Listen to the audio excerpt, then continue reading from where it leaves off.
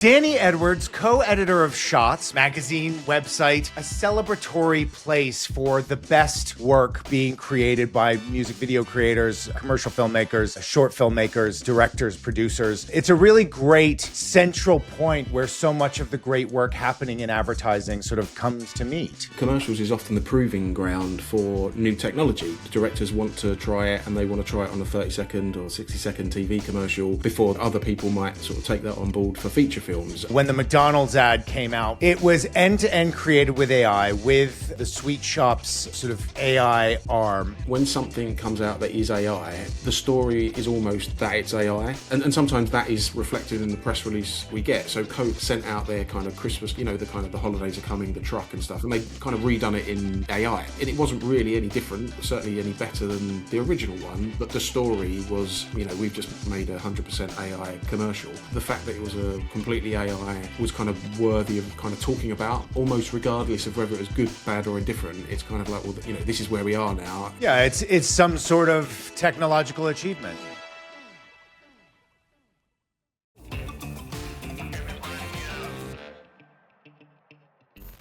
Danny Edwards, co-editor of Shots magazine, shots.net, website, awards, all of that kind of stuff.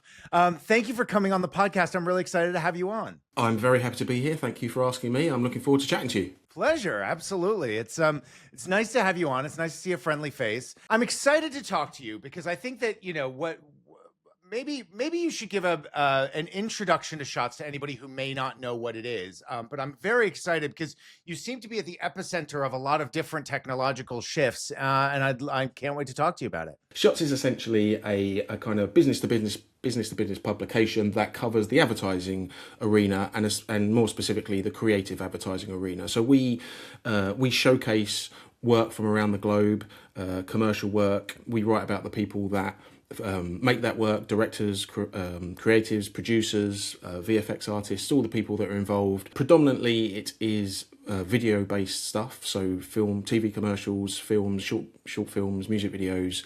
We do venture out into other things as well, and we're trying to do that more and more over the past few years. But yeah, our kind of history and our kind of eye falls often on the video content. Yeah, I mean, listen, and you also have a large award show that used to be sort of quite EMEA focused, but you now have Shots Awards EMEA, Shots Awards Americas, Shots Awards Asia, and as well, you are, like you said, a celebratory place for the best work being created by music video creators, commercial filmmakers, short filmmakers, directors, producers. It's a really great central point where so much of the great work happening in advertising sort of comes to meet. Yeah, I mean, Shots has always been a good place to be, I think, because it's a good news publication. We always sort of say it's a good news publication because we don't focus on the bad. So we never kind of write about stuff that we don't think is good, or we don't flag up things that we think are terrible ideas or badly executed. It's only the things that we think are interesting and kind of worth sharing. Yeah, I mean, and for years, I mean, when I first got into the industry, being in the Shots magazine, which at that point was the core part of your business, was the goal of every producer. First of all, it was the only way a producer could get into a periodical. Nobody in campaign was writing about producers. So that was very exciting. But also, you guys dig down and really have a deep knowledge of production, execution, and just the craft of production, which I think, a lot of people, I think, do recognize that a lot of developments and shifts start in commercials. I mean, the shift to digital and the ARRI happened arguably more in commercials than it did in film.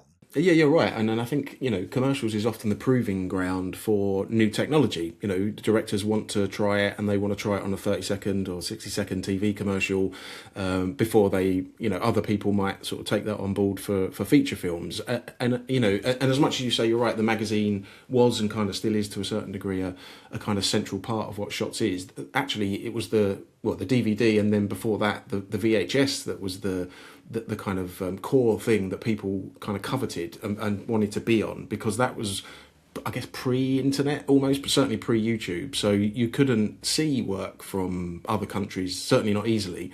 So, being able to see work from Scandinavia or India or Japan or, anywhere in the world, if it was good and it was on the shots reel, that's what people really kind of gravitated towards. And then from there, we covered the people that made that work in the magazine. Yeah, I mean, it's funny because that felt at that time, obviously you were curating the best of the best, and it was very hard to get that information. I mean, pre-internet, obviously, it was very difficult to find out. Like, you either had to be at the conference or Cannes or the One Club to see that stuff, or you had to have seen it on television.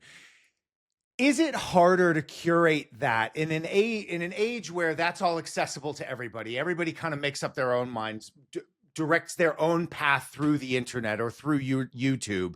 Is it harder to be that place in the age of infinite content and infinite ability to see everything? I suppose there's two ways of answering it. One is, yeah, it's harder partly because there's more of it. Obviously, there was a competitive element, when YouTube came out and when that when the internet became much more accessible and sort of download speeds increased and stuff, that was obviously a big, you could argue that YouTube is essentially the biggest competitor to what we do, because you can find all the stuff that we do on there, but you have to know what you're looking for. So now there's much more of it, so it makes it more difficult to find it sometimes, or certainly to go through it. We get sent a hell of a lot of stuff every month to go through it.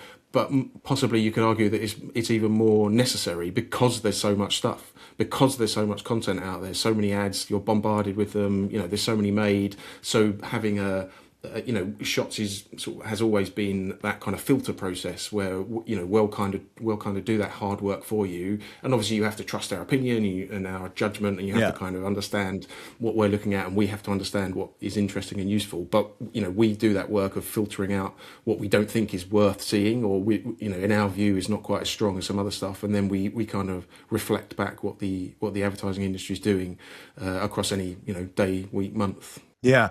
And what is editorially yours? Are there things that you see and you go, yeah, that's maybe right for campaign, but it's not right for us? Are there editorial decisions you make that are uniquely shots that you wouldn't expect to see made in other periodicals?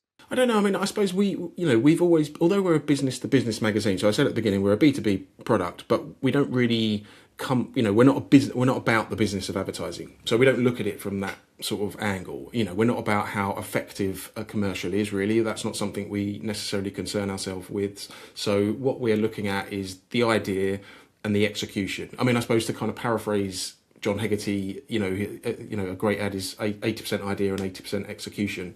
Then that's kind of how we approach it. And sometimes execution can kind of paper over the cracks of an idea to a certain degree. So we're kind of guilty of sometimes going, well, that looks amazing, even though it's not a particularly fantastic idea. But we try to make sure that it's getting the message across. Obviously, it's sort of impactful and interesting, and more, I think it's got to be entertaining. And that doesn't mean it has to be funny or dramatic necessarily, but it needs to be something that someone will gravitate towards. Yeah, because it seems to me, when I see things that are announced in campaigns, sometimes I go, well, I don't, or Ad Age or whatever else, I go, well, I won't expect to see that in shots. If it's a great, brave, creative idea, it seems that they're awarding or showcasing that stuff a lot more. And if it's just in-camera dialogue between two people, I don't expect to see it on shots. Shots seems to me the place where you really celebrate great craft, great production execution, great director's visions, and clever ways at coming at the problem. Yeah, I think you're right to a degree. I mean, filmmaking is at the heart of it, and so great, interesting, creative filmmaking is kind of at the heart of what Shots does. I think if it's a clever idea, cleverly created and executed, regardless of whether it's just two people talking to camera or whether it's something fairly simplistic, because some of the best ads are in essence relatively simplistic, but if it's done well and it's got a great idea, then I think and again, as long as it's kind of moving image content, then it's something that we try and kind of gravitate towards and look at and kind of consider to be part of what the Shots canon is, because that's what we're sort of there for, really. And has it become more difficult to define what meets your standard today, or like just with so much out there? Yeah, have you changed? Has that remained the same this entire time, or do you think that you're changing what is defined as good or shots worthy? I guess I would say that the standard has kind of remained the same. You know, we still look for that great idea and great execution. So that's never really changed in all the years that I've been there, and that remains the same. I guess the difference is, you know, how that presents itself sometimes, and certainly in length and where you find that stuff. There's a lots of work that you get and you think, oh, this is good. Starts well, and you're 10, 20, 30 seconds in, it's great, but then 4 minutes later you're still going, and you're like, well, I got that idea and I got that sort of that vibe and what you're trying to tell me in the first 30, 60 seconds, and now I'm still sitting here and I feel like you've just made a 4 or 5 minute commercial because you could, not necessarily because you should. So sometimes the struggles in kind of working out what is good advertising, I suppose, as much as what is good filmmaking, what is good advertising. And sometimes those lines blur. And obviously, we're a team, we're a relatively small team. There's 5 of us all together, and we have different sensibilities. So, what some person, one of the guys might like, I might not, or vice versa. And some people are slightly more, they're less sort of harsh, maybe. I'm generally quite sort of critical and quite hard to please. But we try as a team. That's quite a good thing, because we come together. It's not just one person's opinion; it's a group opinion of like, okay, this is why we should post it, or this is why we shouldn't, or this is why we should talk to this person, or this is why we shouldn't. But it is quite hard sometimes to work out. The difficult thing always is most people, regardless of whether you work in this business or not, can tell you what a good ad is. And most people could tell you what a terrible ad is. It's that bit in the middle that can be quite hard to define. So, if you see if you watch Guinness Surfer, everyone's going, well, that's amazing filmmaking and a great idea and brilliantly created, and something that's terrible, everyone knows. It's the stuff in between that you kind of have to work a little bit harder to figure out if it's kind of worthy or not. Mm-hmm. I mean, you guys are all kind of positive, in your in your editorial eye, but you also do have like, people come in and editorialize, like, for example, the when the McDonald's ad came out from, DDB, that was an entirely end-to-end AI made ad, Toby Walsham came on and talked about how, it being pulled was good for the industry. Do you just give kind of creative reign for people to come out? Does that reflect your view, or, and what do you feel about that? No, it doesn't reflect. I mean, it doesn't reflect. Oh, it might reflect our view, I suppose. Sometimes, what people might say and think might be reflective of what I or what one of the other members of the team says or thinks. But we don't. So it doesn't have to do that. I mean, what you don't want from an opinion piece is, you want someone to have an opinion, and that opinion doesn't always have to reflect what you sort of think. In the same way as we post ads that, there's products that I wouldn't buy and don't have a particular affinity towards, but it's not my job to kind of, decide what is advertised and what isn't, or what we show and what isn't, based on the product. In the same way as the opinions, I mean, we try and garner those opinions because they're the experts in the field. I mean, none of us on shots, I never say that I work in advertising, because I don't really. I mean, I've never worked at a production company. I've never worked in an agency. So although I know a good amount about it, and I talk to a lot of people who do work in those fields, so can have a kind of an opinion of how things are and what things are sort of going well and what aren't.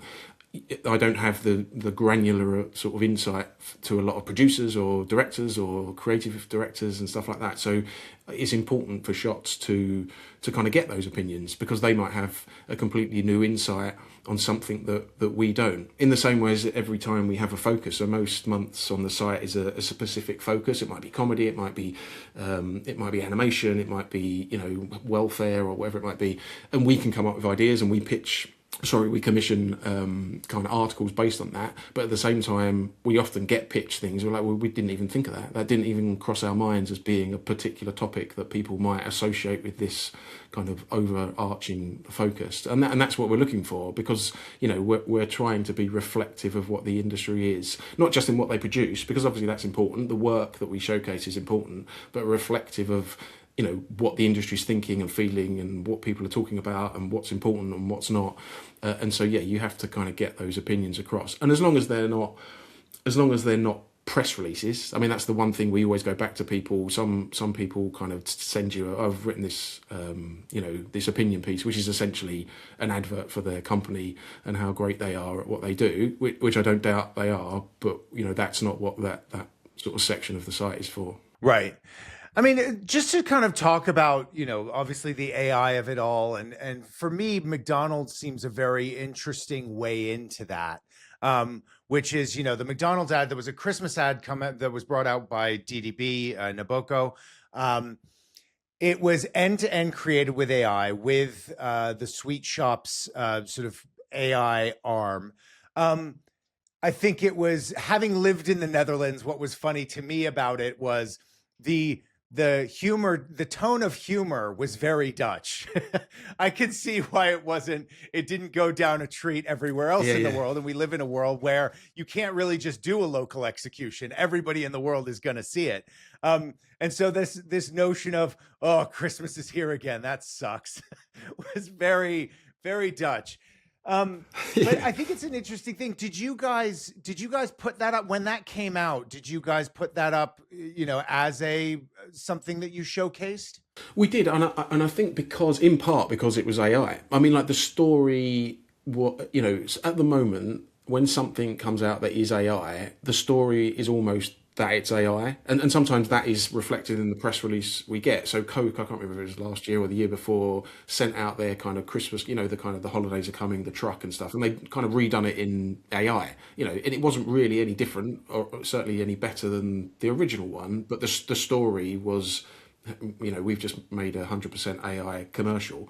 And so we wrote about that because it was AI, in the same way as the McDonald's one. And again, so some people in the team may have thought it was slightly better than other people, but the fact that it was a completely AI creation was kind of worthy of kind of talking about, even almost regardless of whether it was good, bad or indifferent. It's kind of like, well, this is where we are now. It's some sort of technological achievement. Yeah, it's a leap into the sort of, well, not necessarily the unknown, but certainly into the sort of relative unknown compared to where we've come from. So it's worth talking about in that respect. And obviously it got a huge backlash, and lots of people were kind of cheering the fact that it eventually got pulled. Which is difficult in some respects because none of those people went into that, I would assume, thinking let's make a bad ad that everyone's going to hate. So people put their time and effort and their creativity into it. It just didn't land. Yeah, I mean, partly like you say, the idea as much as the execution is it didn't really sit brilliantly, certainly in this country, because of the kind of dark kind of, instead of enjoying Christmas at home, go to a McDonald's restaurant. I don't think anyone's ever thought that, have they? I don't know. Maybe Ronald McDonald has. Well, it's fun. It's those cultural differences are so key. Like in Japan, everybody goes to KFC for Christmas dinner. It's considered a tradition. It's very interesting to me because, obviously, any other new technology used in an ad would be celebrated in many ways. I know that what's also interesting to me is that was a local ad, which means that its budget was far lower. And they did do a lot of work to put that together. But I completely understand everybody's, being up in arms about it. But it's like, I thought it was great that you guys kind of put it up there, because undeniably it is a step in a direction. It is using a tool to fundamentally craft a commercial in a different way. And, if that were used with bullet time, if it were used with any other major shift. I mean, like we just talked about, there was a huge, I got to be around one of the first ads that David Fincher used, the red cam, and that would drop frames in the middle of shooting. I mean, it's, and those sorts of shifts play out. I think it's very interesting that you guys are kind of in this position where you go, well, undeniably, we have to show it. We are about how technology and production are changing.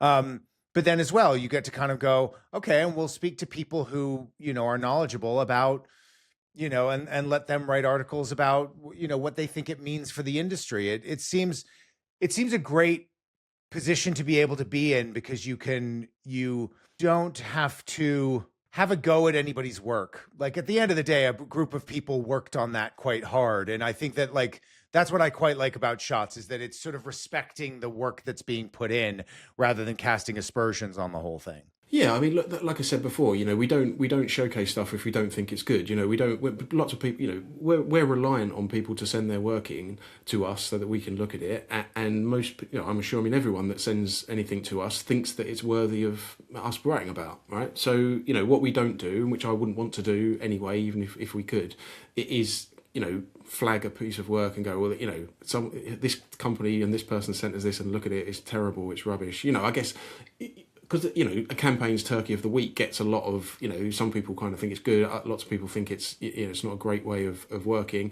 Undeniably, bad news sort of is often successful, and posts that are critical and things that kind of slagging stuff off get a bit more traction than the ones that don't. But yeah, we've always worked to the sort of opinion that we want to write about stuff that we think is good, and that was I guess we did think that was good. We thought it was interesting, certainly good for what an AI commercial could do. And yeah, you're right. We write, technology is an important part of it. I remember writing, I can't remember when this was. I guess the early 2000s, when Burger King did, I think it was Burger King, a subservient chicken. I don't know if you remember that, where there was a guy in a room and you could type in commands and like he would do those things over, it was like magic. It was over, wow, you type in at your keyboard and someone, wherever they are in the world, acts these things out.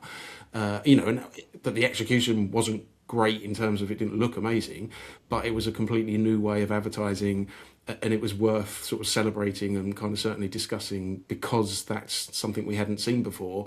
Obviously, it seems strange now to think that was an amazing technological leap, but that's how these things work, right? So yeah, we are always interested in what new technology might be coming along and how it might be used, and often we don't even know. There's VFX now have become so ubiquitous and so amazing that you're often sitting there thinking, well, I think that's not real. I'm guessing that's not real. And they didn't shoot there, or they didn't use that, whatever it was, but you don't always know. There is still that thing with AI that you can kind of tell. I mean, that's becoming less and less the case now. You can almost not tell the difference, but there is still, at the moment, it feels like I'm pretty sure I can see the shine on that's not a real person or a real location or whatever it might be. Yeah, because I mean, I was talking to Darren O'Kelly at Untold Studios, and he was like, "Listen, in a thousand or thousands of steps post process, yeah, of course we're using AI at various things, but we're judging it through the lens of where is it better, not always where is it faster or saving money." And when they get asked about, can't we use AI in this, what most people mean is, can't we save money with this? Shouldn't this be cheaper? He's like, but we work with some of the most excellent creators in the world, and we're judging it. Sure, can it make the timeline more compact, that frees us up to make more decisions or make it better? We're putting it through that lens. We're not necessarily putting it through the lens of, oh, can this be cheap and can we prompt an ad just out of an AI? Yeah, I mean, that's the case though, isn't it? Like obviously people, companies, businesses and business owners want things to be done cheaper generally, and artists and creatives don't. I mean, like over, not just over COVID, but before that, but certainly during COVID, user-generated content became a big thing, obviously partly because people couldn't get out and film and couldn't make stuff and go to different locations. User-generated content is generally cheap and easy to sort of access, but it's not necessarily particularly good. So post-COVID, you don't really see user-generated content commercials because they're that good. They were of the moment because they were necessary and useful, and sometimes they might be used brilliantly, but I guess if you want to make an interesting and a sort of attractive, attention-grabbing commercial, cheapness isn't necessarily the best way to go, because like we said before, like it is about attention, because there's so much stuff out there, whatever it might be, whether it's advertising or other things, trying to get someone's attention is next to impossible. So if you're making something A, cheap, B, bad, then what's the point, really? Yeah. Are we fast approaching a point where, other than the new features that AI comes out with, are we fast approaching the point, or are we already there, where AI isn't a story anymore. I mean, surely now that the McDonald's thing is if somebody else does a fully AI ad, is it even a story now? I don't know. I mean, I suppose it depends what the ad is. I mean, if it is a kind of step forward of like, well, this, not only can you not see the joins, you can't tell that it's, I'm going to have to tell you this is AI because no one will tell otherwise, then I guess that's probably a story. I don't think we're at that point yet. I haven't seen anything personally that makes me think, well, I cannot tell the difference. Certainly not in a commercial. There's some stuff online that you can think of, well, they've told me that it's not real, but it looks absolutely real. But in a commercial sense, I've not seen anything that sort of says to me, well, I cannot see the difference between real life and sort of the fakery of AI. But, so there is still some stuff. We got today a music video, a kind of partial music video sent through of the Rolling Stones and Fatboy Slim, which is, it kind of obviously AI. You can see it's AI, but it's really well done. It's kind of interesting. It kind of leans into the kind of craziness of AI at points, and it looks sort of interesting and it's entertaining, and you kind of caught by it. And often for me, that's the acid test: is do I want to watch it? Am I just watching it because I'm getting paid to watch this, or would I actually watch it? Regardless. And I think that's often the acid test, whether it's AI or otherwise. Yeah, and I think that like with something like that, how do you go about pointing out that it is or isn't? I mean, or is that a key part of the story when if you post it and just say, look at this great new thing that came out, it's good because of this, and this. What responsibility or what pressure do you feel to go, or not necessarily pressure from above, but like editorial pressure to go, I think it's important that we highlight that 50% of this was made with AI. Do you then go, it used these specific tools? What does that feel like in terms of, just where we're at writing about these things? I mean, it's a good question, because I'm not sure we have kind of qualified that ourselves of like, generally speaking, we do mention when stuff is AI because it feels like you kind of should and people are kind of interested. But I mean, we don't mention now when stuff's VFX. We don't sort of when we write a story about an ad and there's obvious, or maybe not obvious VFX, we might not necessarily mention that. Like you don't you kind of take it for granted now to a certain degree. So I think we'll at some point get to the place where actually, AI is just another tool that people use, and it's sort of become just something else that's at your disposal, and we won't necessarily talk about it to that degree. But as it's iterating and as it's evolving so quickly, and there are so big leaps between where we were 2 years ago to or even where we were sort of 6 months ago to where we are now, it feels like you kind of have to point it out because that technology is kind of evolving so quickly, and what people can do with it and how it works. But yeah, I mean, I guess we do point out when it's AI, assuming, I think we do, assuming we know it's AI and we've been told it's AI. I think at the moment, because people are kind of interested of like and sometimes they're interested because they want to be against it. I would imagine, they kind of want to not like it and kind of poo-poo it slightly, but yeah, I mean, it's the hot button topic of the last couple of years, I suppose, but certainly at the moment, that's what that and sort of production and sort of in-house stuff is what everyone's talking about. Yeah, I mean, I think that, and they're likely going to lean on each other. I mean, I expect that with in-house production wanting to expand their capabilities now, post-ready AI tools are they have at their disposal. It's likely going to exacerbate the in-house production problem, if we're going to call it a problem, or opportunity for agencies. Yeah, I guess so. I mean, again, back to that point that companies will use the tools that they can, and certainly tools that they think are going to sort of streamline their economic viability. But I think that's definitely the case with in-house. I'm sure they'll use all the tools at their disposal if they can. But I think so are lots of production companies that aren't, in-house agencies, that they're opening AI arms and kind of getting more involved in that space and trying to understand it and make content and stuff. So, I guess the Omnicoms and the WPPs of this world have a slight head start, maybe because of just the backing they've got and the people they've got at their disposal and the amount of people. But I think, independent production companies are still sort of stepping into that and doing the work that they think they need to, as they should. Right? It is a new technology. Lots of people are up in arms about it.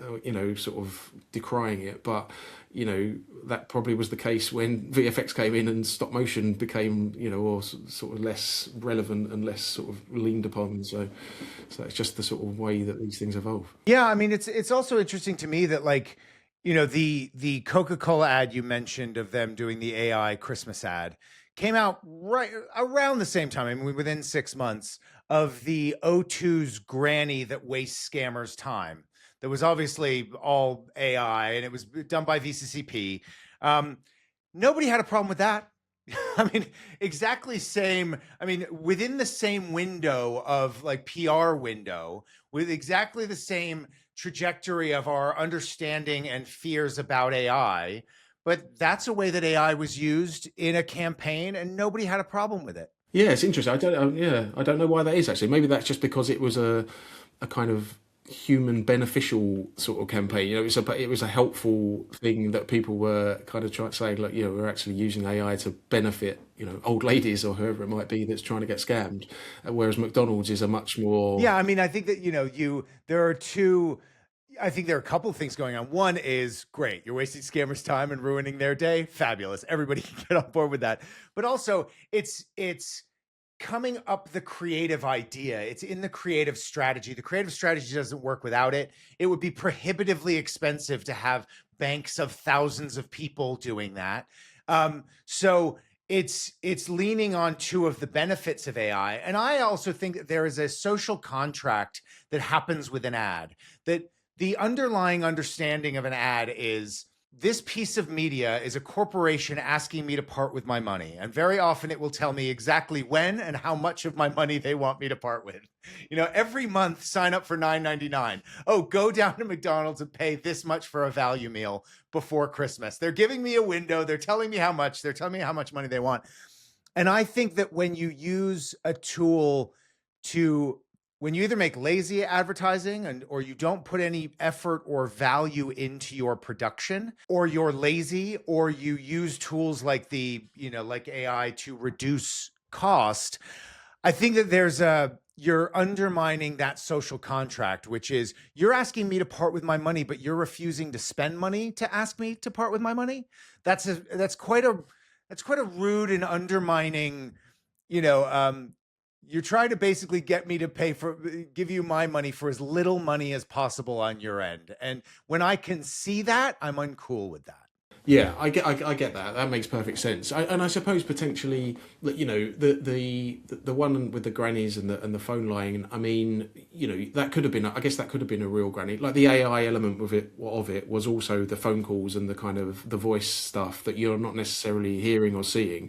And that as a video, that was pretty low fi, right? It's just a kind of I mean, I'm sure it took a lot of time to get the granny to look how she did it, but essentially it was a locked off camera with her talking to camera. There's not that much easy for me to say, but there's not that much filmmaking expertise in that. Whereas the McDonald's one is, location scouts and costumers and set design and cinematographers and all that sort of stuff. So you're discounting a whole raft of jobs that could have been taken by sort of different people and actual people, and you're kind of farming it out to AI. So maybe there's something in that. But yeah, I mean, like I think everyone is just sort of trying to find their way in this, right, and trying to work out how they can use it, what they can use it for, when they should or shouldn't use it, and where it's going, because it's evolving so quickly that you sort of think you've got a handle on it, and then next week it's sort of oh no, it can do this now. It's quite sort of it's fast moving, to say the least. Listen, I'd love to get into the trajectory of Shots itself. Obviously, you guys have lived through.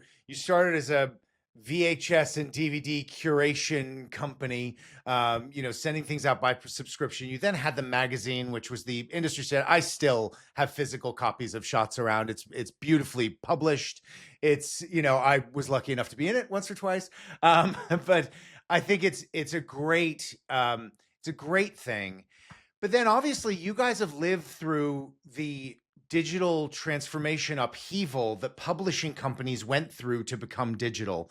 And you guys have not just done that well, you guys have thrived in that ecosystem, and you've kept alive, the physical thing because people do like it. But that transition, what was that like? And, to give us a sort of background or understanding of how your mindset had to shift to go from being a physical publication to an online periodical.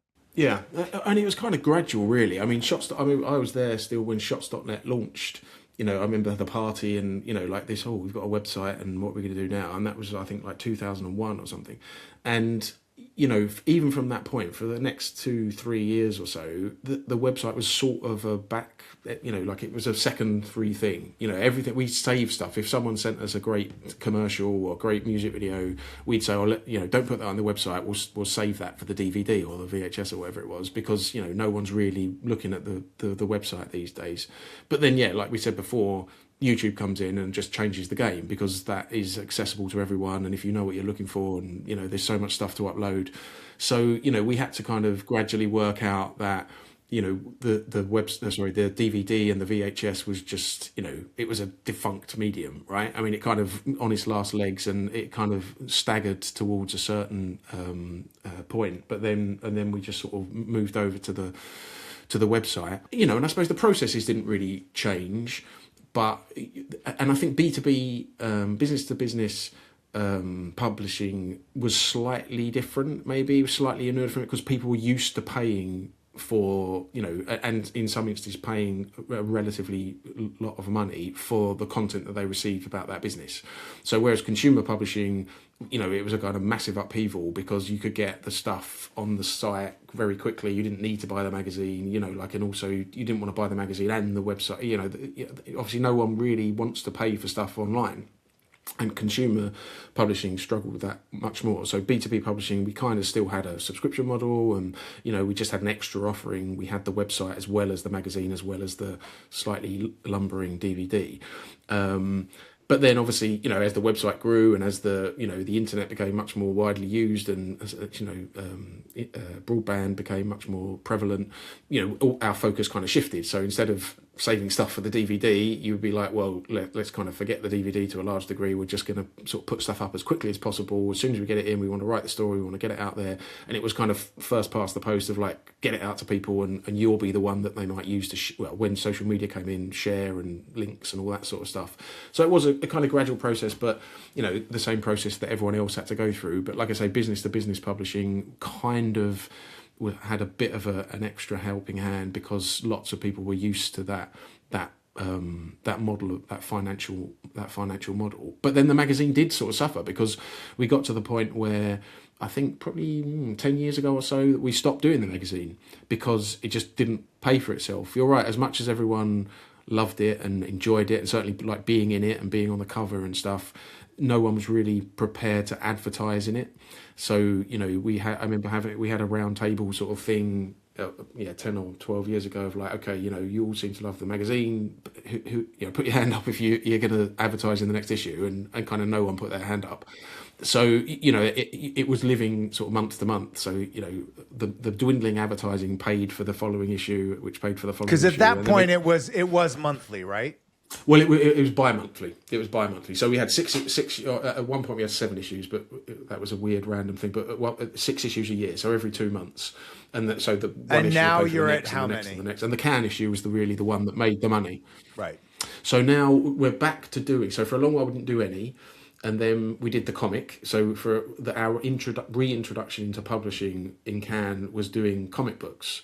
So Chris, who Chris Baker, and some other people were involved in doing that. So we kind of reintroduced a physical publication, which people really liked, and it gave us a theme for the Shots party that we do in Cannes, and it kind of meant that we could kind of have something to give to people. And then that slowly led us into doing the magazine. So we would do a one-off special in Cannes, which people really seemed to like, and took all the copies that we had. And now this year we're doing 4 issues. But the difference is, and the difficulty is distribution. So it costs to create the magazine and to commission all the articles and stuff like that.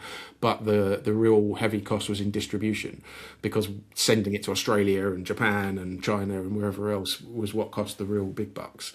So how we have to do it now is that we target a specific event. So Cannes or Shots Awards events or AdFest we're doing, and we take the magazine to that event and distribute it there. Right. So Okay. there's a That's slight, interesting. So there's a slight difference, but it is really, there's been a move back to it, and not just for us, I think, because like 2 years ago when we started doing the magazines again, Neil, our art director and production manager, kind of found a printer really easily. Basically pick up the phone, whoever you phone says, we're desperate for the business. That's fine. Right.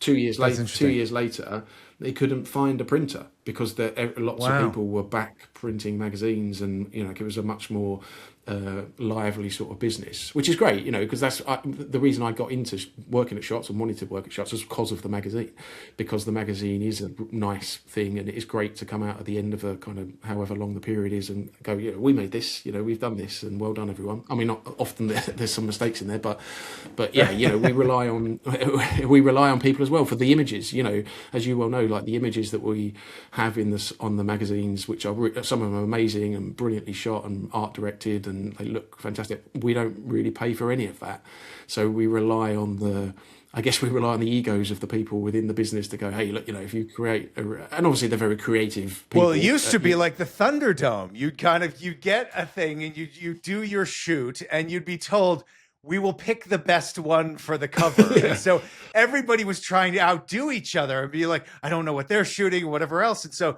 you got these creative companies and creative personnel going, holy shit, I got to really put into this.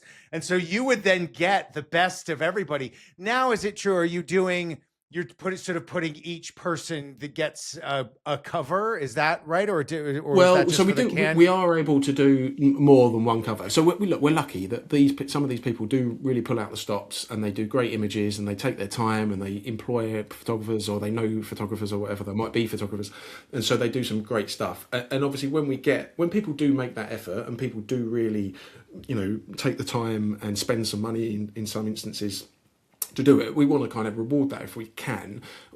Within reason, we can print a certain amount of covers. So, as long as the print run allows us and the printer allows us to say, okay, you can do, say, 3 covers if you want, then we can try and do that. So if we're printing 1,000, we can do 400, 300, 300. I just do my maths then for a second. So we can kind of mix it up and make sure that there's different covers. And it also is nice for people because, the content inside is the same, but people sometimes like to take each of the covers. So that really helps, and that's good. And it's a great that, we're really lucky, and we appreciate that people do take the time to do that. And we're in that process at the moment. So we're going to press actually with 2 magazines this week and next. Next week and the week after, and we've already got a sort of a handful, say 5 or 6 different images that you could say, well, that's a great cover, we could use any or all of these, and then we have that decision to make at some point. But And have you enjoyed the shift? I mean, obviously, so you do the publication, you're still getting you've resurrected that. That's great. It has a place. That's lovely. In terms of the website, though, it seems that you guys have you didn't just put out a website. It's changed a lot. You guys are also now, I think you and Jamie Madge are doing a podcast.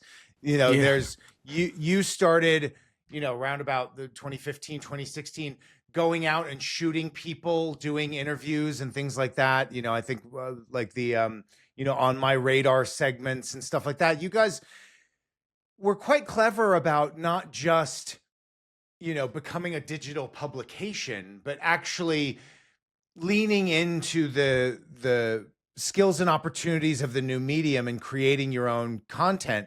Has that been fun? It seems that you guys were doing that out of inspiration and interest rather than necessity or market forces. Yeah, I mean, but that's what it all is about, basically. I think for all of us on the editorial team, well, not even just on the editorial team, like advertising is full of interesting people, right? The reason I've stayed in this job for so long is certainly not for the salary, but because you get to meet and talk to and kind of hear from and try and understand loads of really interesting people that do interesting things, and not just in advertising. Advertising is brilliant. Kind of having people in it like you with comic books, and other people do loads of different things that you can can go, well, they're interesting as an advertising person, but actually they're making a movie or writing a book or making comic books or designing shoes or whatever it might be. So that's really interesting. We want to kind of talk to as many of those people as possible. So we're lucky editorially, as long as it's got some through line to advertising or the person works in advertising, we're kind of open to talk about creativity. That's what Shots is about, creativity. And so the website is a reflection of that, and the magazine is a reflection of that. And then we've got Out of the Box, which is the event we've started doing in the last few years, live event, which is essentially the kind of pages of Shots on the stage. So talks and presentations and panel discussions about topics and creative endeavors and things like that. Yeah, which has gone really well, and especially in the States, it's been really well received. So we'll be there in April doing one in LA, the third one I think that we've done, and it's really great. And we get lots of pitches from people wanting to be involved and kind of pitching ideas and discussions. So advertising is a really it's a pool that is full of interesting, unusual, and kind of creative people, and it's great that we get to kind of reflect that at times. And so we try and do it as much as possible, and we try and do it globally. I mean, we're all based in the UK. Well, not all of us. Most of us are based in the UK, but we are trying. There has been a slight sort of shift in management, and they're keen to have a slightly broader editorial pool. So the States is probably our biggest market as alongside the UK, so we want to kind of solidify that, as well as be able to talk to people in Asia and mainland Europe and stuff. So it's a continual sort of evolution, but at the heart of it is just the people and the kind of work and the kind of creative outlook that everyone seems to have, which is great. Yeah, because that dovetails very nicely into what I was wanting to talk about next, which was the Shots Awards. Obviously, it's it's been running for must be 12 to 15 years now. Yeah, good point. I don't exactly. I think about 2012. I think was the first one we did, maybe. So 14 to 15 years. It started. It was very kind of you were international in as much as you did a unique thing where you would pick out the particular offices of a production company globally that were doing quite well, rather than a sort of blanket of the brand. So in that way, you were quite forward about being international, but obviously, it was EMEA kind of focused. Now you guys have taken the step, and I think you're very unique in this, in doing Shots Awards Americas, Shots Awards, Europe or EMEA, and then Asia. Talk about the development of that, and what made you feel that was something that was a sensible next step to take. And then I'd love to talk about, what differences you see between those markets. Yeah, I mean, so initially it was just a global, worldwide award. So we started it, I think, 2012, and everyone, it started, it's still small compared to a lot of awards, but it started off very small and then gradually has grown over the years. But we got to a point where having a global sort of entry thing was just a bit too much. Like, we didn't have the scope, we didn't have the people, and also it felt like, understandably, some people from smaller, what you might say are smaller kind of advertising territories, were thinking, well, we're not going to enter that because the UK and the US are probably just going to dominate everything, and therefore, there's no point in entering because we just won't win. And also, there were nuances of, a Japanese ad might not play or be understood as well over here by a UK jury as it would be by a Japanese jury or a sort of a jury from that part of the world. So, we kind of quickly realised that actually splitting them into, so initially I think we had EMEA and then the kind of rest of the world. And then we said, actually, we're going to do the Americas, so North and South America, and then APAC is the other one. So yeah, it was kind of a necessity of like, okay, we can't really physically get all that entries and all those people and all that sort of work in one place and judge it. We're not big enough to kind of do a global award ceremony, in the sense that we can't arrange it and we don't have the kind of capabilities at the moment. Right. So we split it out into three, and we have, the judges come from that particular region, so they have a kind of overview of obviously there's still cultural differences because those places and those sort of EMEA and APAC and stuff are still huge regions, but there's a sort of a bit more understanding, and we make sure we have a good spread of jurors and a good spread of people and a good spread of kind of disciplines and stuff on the juries. And it makes for interesting. It's hard work because we're kind of constantly working on an award show, so they kind of overlap. Yeah, the moment you're done with one, there's another one coming up. Yeah, well, even before you're done with one, you're thinking about the next one, and obviously then with the out of the box stuff as well. The events which we do currently only do in London and LA. Hopefully that for the moment that will remain the same. I don't want to give anyone any ideas because we haven't got time or the sort of people to do it anywhere else. But right. But yeah, so and that adds another layer of it adds a layer of complexity, but it adds a layer of interest because it is you get to meet and talk to and hear from great people, and then those people sometimes are judges, or sometimes the judges sort of say, oh, we've got a great idea for a presentation out of the box. So they kind of they kind of propagate each other. But that was essentially how it worked. And look, let's not beat around the bush. It was also a revenue stream, right? From a business perspective. Yeah, of course. People, the people at the top of the tree are going, well, it seems like awards are quite a kind of thing that people are interested in, and advertising is sort of renowned for its awards. So and Shots had a foothold in that already. So we didn't just suddenly launch an awards out of nowhere. People knew the Shots brand, trusted hopefully the Shots brand and what it stood for. And the things that it sort of promoted. So we kind of had a bit of a head start with that, I think. Yeah. Do you think that different kinds of things get awarded at Shots versus a Cannes, a One Club, a Clio's? Do you think you guys that your editorial eye in the magazine and the website, do you think that ripples through to the awards, or do you think the awards kind of equals everything out? I think there's sometimes, look, top line probably there's not massively dissimilar stuff because the best work kind of bubbles to the surface, right? So wherever that's from in the world, and whatever award show that is, if it's entered, then it kind of bubbles to the top because it's really good, and rightly so. We often we do get kind of maybe entries that you wouldn't see. Well, maybe they are in Cannes, we just don't see them because they're not awarded. But there's stuff that comes through to us that really sort of the juries gravitate towards, or often, especially if they haven't seen it. So there's been things that from in the past, Norway and Sweden, Scandinavia, and places that the jury haven't necessarily seen work from that area, and when they see it for the first time, they're like, oh my god, I didn't know this existed, and it is fantastic, and I really we love it, and we want to give it whatever it might be, whatever prize it might be, which I think is great, because that is, obviously you want the best work to win, but sometimes I think there is, not just in advertising but in all awards, that there's a kind of snowball effect of like, oh well, that jury and that award show gave that a gold, so probably that means it's really good, so we probably should give it a go, and then it just sort of rolls on and on. And sometimes that's absolutely right because that piece of work is amazing, but I think we like it when there are things that come through that you might not have seen before, or that might not have won before, because it sort of gives it a little bit more of a unique sort of patina. And what differences do you see between the three territories that you cover? I mean, are you surprised at that there are big differences, or are you surprised that generally trends seem to be rippled through in all territories? What's your feeling when you watch back what gets awarded in APAC versus EMEA versus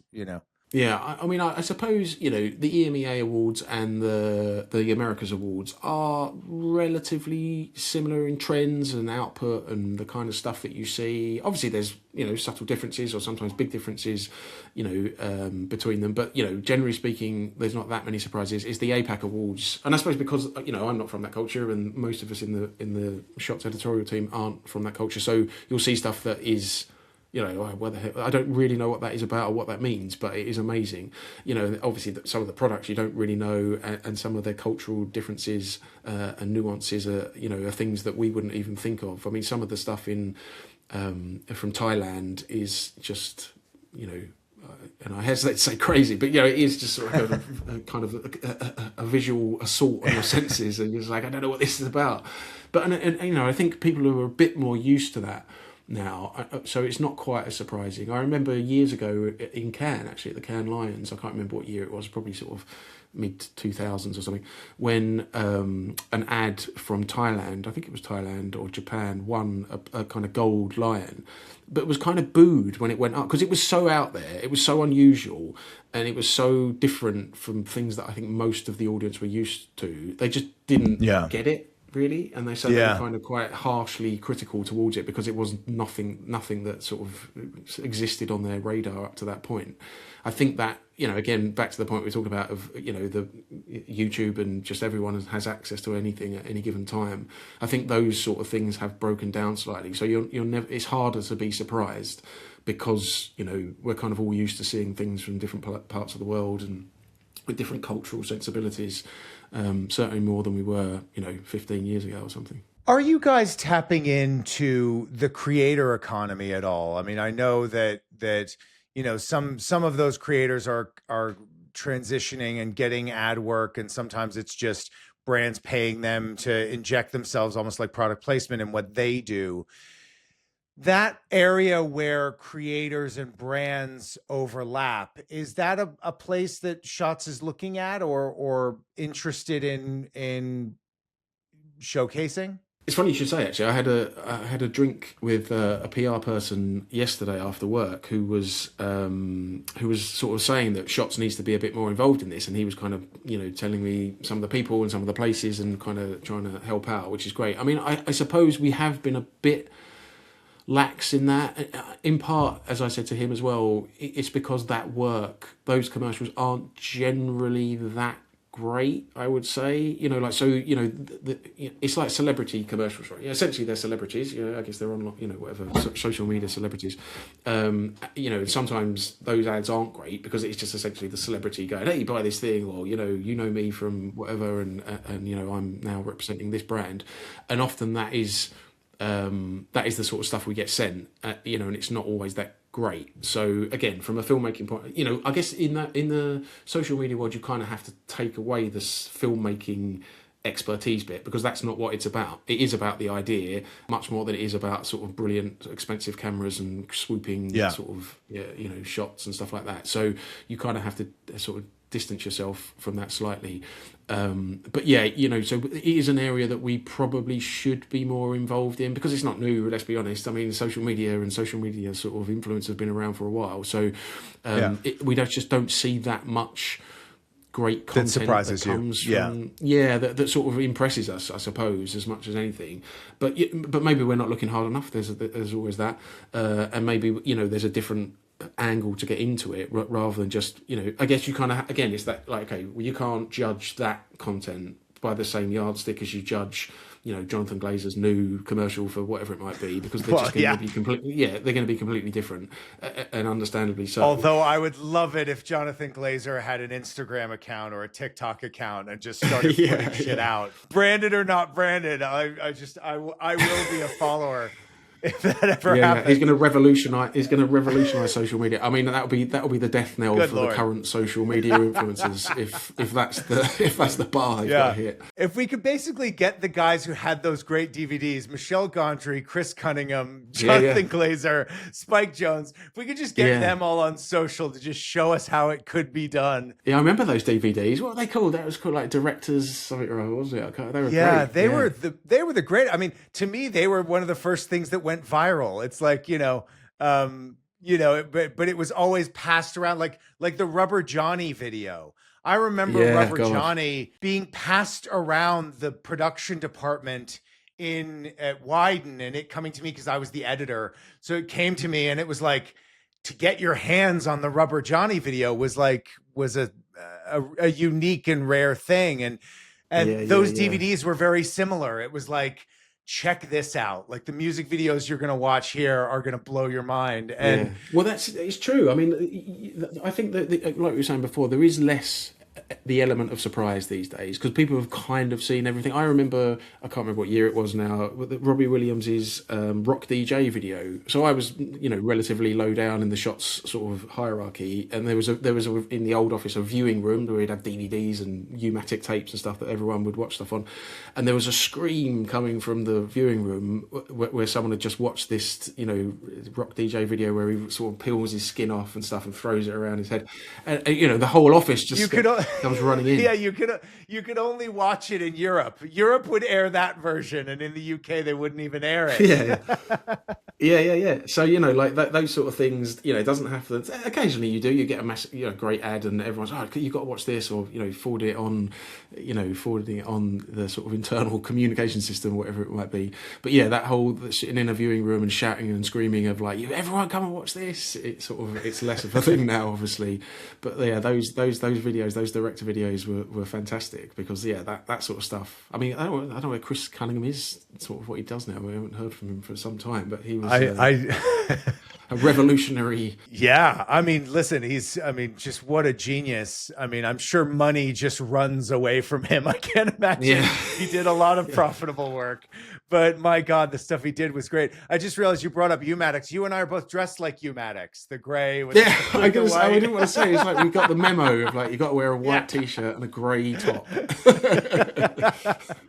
I mean, but do you miss those days? I mean, what, in terms of your job, do you miss that kind of going into the dark room and UMATs and VHSs and DVDs are piled up and that's how you're doing it, versus just clicking and something's coming across the screen? Have we lost something? Do you feel like your job's the same? Do you feel like it's better because you're subjected to more stuff? Or well, it's that thing. I mean, look, essentially it's the same. Essentially, the role is the same. You're kind of sent a lot of stuff and you watch it and you make a decision one way or the other whether you think it should, be put on shots or not.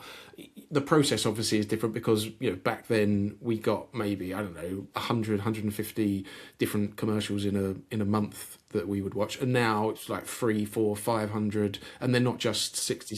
If you got a 90-second commercial back then, you're like, wow, this, I've got to spend all 90 seconds watching this. Now you can get like a 25-minute documentary or a 45-minute short film, which is fine because some of them are great, but some of them aren't, and they've all got to be watched. So it's that part of the job is harder simply because there's just that much more stuff.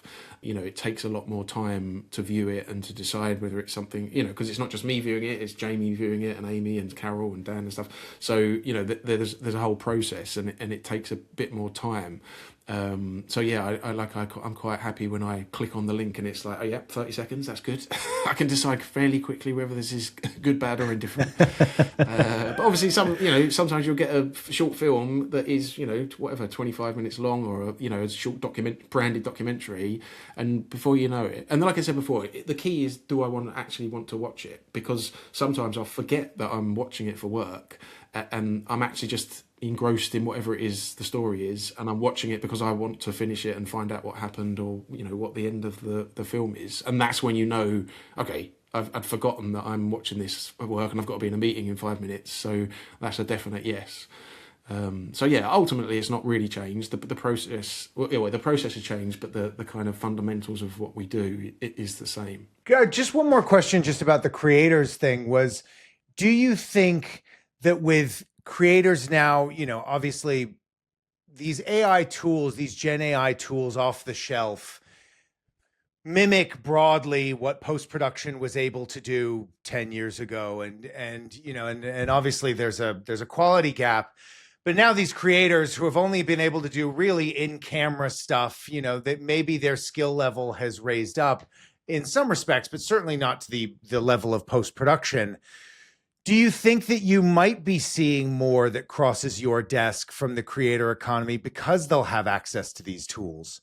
Again, the production pipeline might be fairly usual, but surely their ambition has more powerful tools to support it now. Yeah, possibly. I mean, look, it's that thing of, just because you can doesn't mean you should. So having access to, AI and whatever tools are available doesn't make it necessarily good, because there's loads of great films that are just a camera and, and a person or a kind of a scene or whatever it might be. There doesn't need to be any great technological input into it, as long as it's kind of gripping and dramatic or funny or whatever it might be.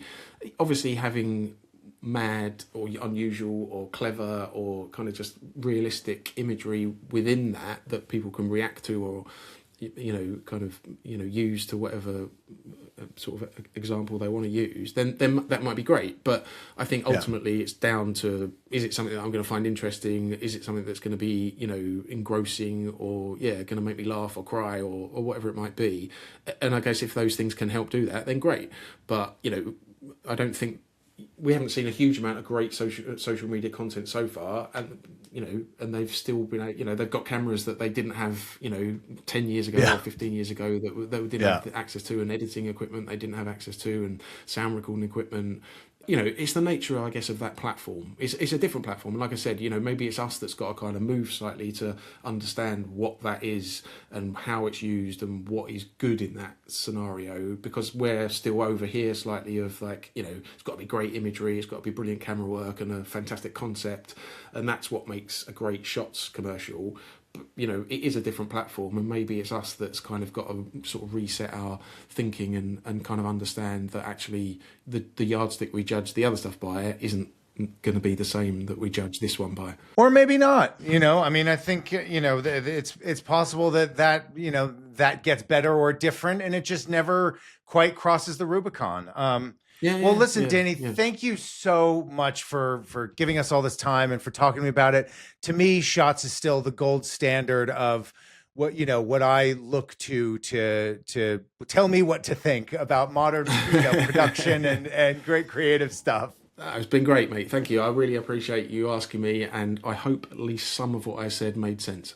It made tons of sense. Now, just quickly before you go, you've got some stuff coming up. You've got Shots Awards Americas coming up. That's happening in April. Do you want to just give us a quick plug for that and make sure that people get their tickets? We'll put the ticket ordering in the show notes. Yeah, so we got the Shots Awards. Well, before we got the Shots Out of the Box in LA coming up on, I want to say, April the 22nd, I think it is.